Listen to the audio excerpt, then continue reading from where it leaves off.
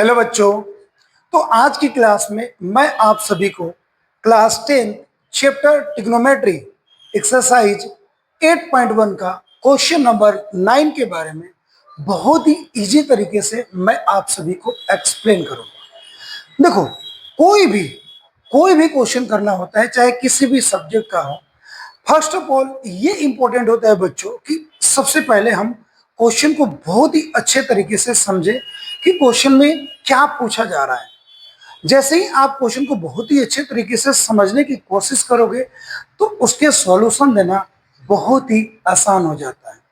तो चलते हैं, इस क्वेश्चन को स्टार्ट करते हैं और मैं आप सभी को बहुत ही इजी तरीके से एक्सप्लेन करूंगा। देखो क्या बोला गया है कि एक राइट एंगल ट्रायंगल एबीसी है, ठीक है, जिसमें बी राइट एंगल है, tan A 1/√3 के इक्वल है।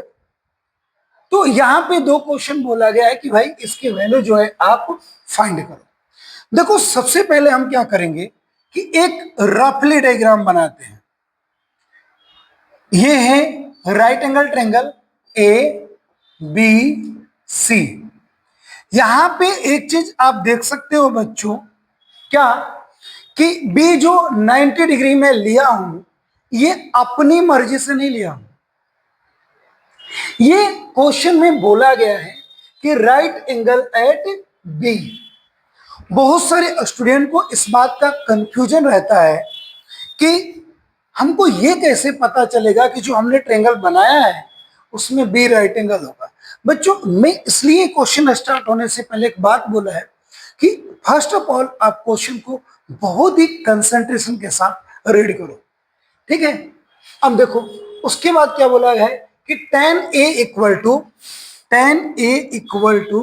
1/√3।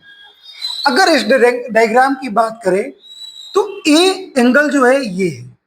अब इसके अपोजिट में जो साइड होता है वो परपेंडिकुलर होता है, और ये बात आपको अच्छे से क्लियर होगा कि tan थीटा इक्वल टू होता है perpendicular by base.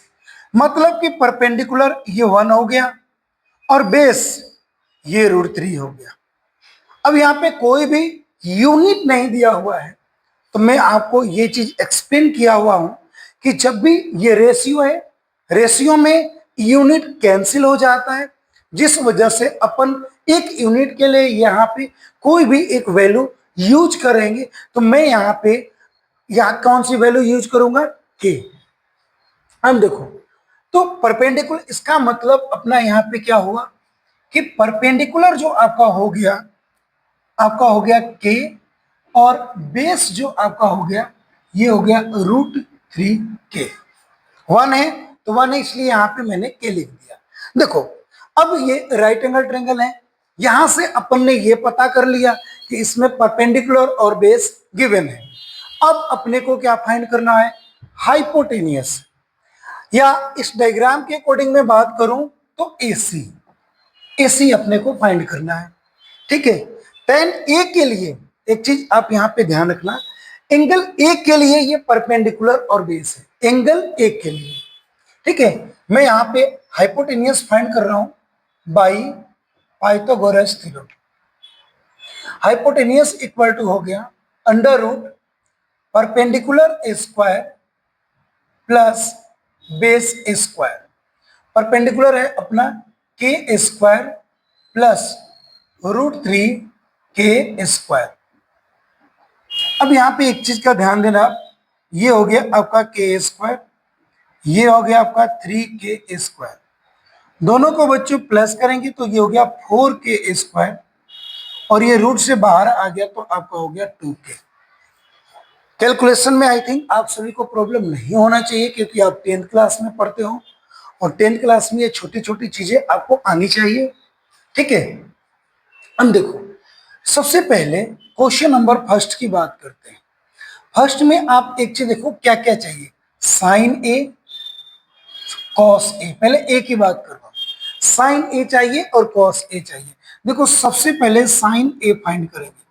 Sine theta equal to होता है perpendicular by hypotenuse. Angle A के लिए जो आपका परपेंडिकुलर है वो क्या है, 1, तो यहाँ पे 1 के, और हाइपोटेनियस हो गया 2 के। तो k से k कैंसिल, ये आ गया बच्चों आपका 1/2। ऐसे ही बात करते हैं cos a के लिए, तो cos a के लिए होगा आपका बेस बाई हाइपोटेनियस। बेस क्या है? बेस है बच्चों आपका √3k बाई 2k, k से k कैंसिल, √3/2। ठीक है। उसके बाद आप यहां पे एक पॉइंट नोट करो, अगला जो ट्रिग्नोमेट्रिक रेशियो अपना है वो क्या है? cos c और sin c। यानी कि यहां पे आप एक चीज देख सकते हो कि यहां पे क्या चेंज हुआ है, यहां पे बच्चों एंगल चेंज हो गया। यानी कि अब किस एक्यूट एंगल की बात किया जा रहा है? एंगल सी की बात किया जा रहा है। तो एंगल सी की बात की जाए तो सी के अपोजिट वाला जो हो जाता है आपका परपेंडिकुलर हो जाएगा। क्या हो जाएगा? परपेंडिकुलर हो जाएगा।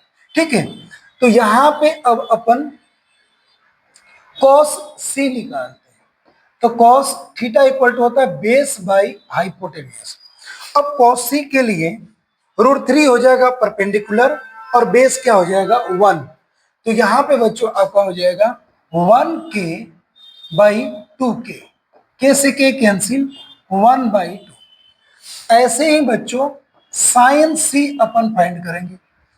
अब साइन सी के लिए परपेंडिकुलर क्या हो जाएगा? आप देखो √3, तो यहां पे लिखेंगे परपेंडिकुलर बाई हाइपोटेनियस, ये अपना हो गया √3k बाई 2k, k से k कैंसिल, √3/2। अब यहाँ पे अपने को क्या करना है बच्चों? यहाँ पे पहले क्वेश्चन की वैल्यू निकालनी है। तो देखो सबसे पहले अब अपन फर्स्ट क्वेश्चन करेंगे।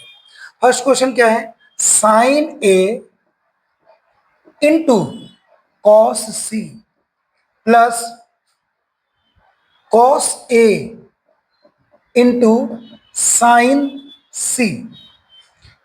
नोट करते हुए चलना बच्चों, कहीं भी आपको कंफ्यूजन हो रहा है तो आप कमेंट करके क्वेश्चन के बारे में पूछ सकते हैं और आपको नेक्स्ट वीडियो में बहुत ही अच्छे तरीके से उस टॉपिक को एक्सप्लेन किया जाएगा। ठीक है। साइन ए क्या है इसको देखते हैं बच्चों। साइन ए है अपना 1/2, यहां पे आप 1/2 को पुट कर दो, इंटू कॉस सी। कॉस सी की वैल्यू है बच्चों 1/2, यहां पे आप 1/2 पुट कर दो, plus cos A. Cos A है बच्चों √3/2 और साइन सी भी है √3/2। अब अपने को यहाँ पे क्या करना है? यहाँ पे बच्चों केवल कैलकुलेशन करना है। ध्यान देना, 1 को 1 से मल्टीप्लाई करेंगे 1, 2 को 2 से करेंगे 4, प्लस √3 को √3 से करेंगे 3 और 2 को 2 से करेंगे 4। अब इसके एलसीएम ले लेंगे बच्चों। ये तो देखो ये छोटी क्लासों की बात है।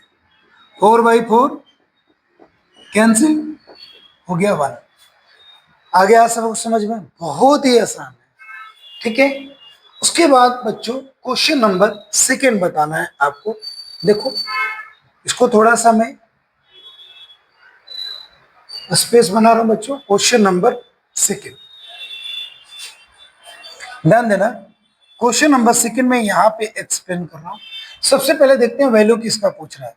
Cos A into cos C minus sign A into sine सी। अब देखो कॉस ए की वैल्यू क्या है? कॉस ए की वैल्यू है √3/2। कॉस सी वैल्यू देखो क्या निकाले हैं बच्चों? 1/2। आप यहाँ पे क्या करो? 1/2 पुट करो, माइनस साइन ए 1/2 और साइन सी है बच्चों √3/2। ठीक है। अब इसको कैलकुलेशन करते हैं। ध्यान देना आप, √3 को 1 से मल्टीप्लाई किए √3, 2 2 जा 4, माइनस √3, 2 2 जा 4। आप देख सकते हो कि ये वैल्यू सेम है। तो √3/4 प्लस में है, √3/4 माइनस में है, ये कैंसिल हो गया। तो इसका जो अपना आंसर आएगा वो क्या आएगा? 0 आएगा। और यहाँ पे जो पहले वाले क्वेश्चन का आंसर आया है वो 1 आया हुआ है। तो आई थिंक कि ये क्वेश्चन आप सभी को बहुत ही अच्छे से समझ में आया होगा। नेक्स्ट वीडियो में नेक्स्ट टॉपिक के साथ मिलेंगे बच्चों। तब तक के लिए आप सभी मन लगा के पढ़ते रहिए। धन्यवाद।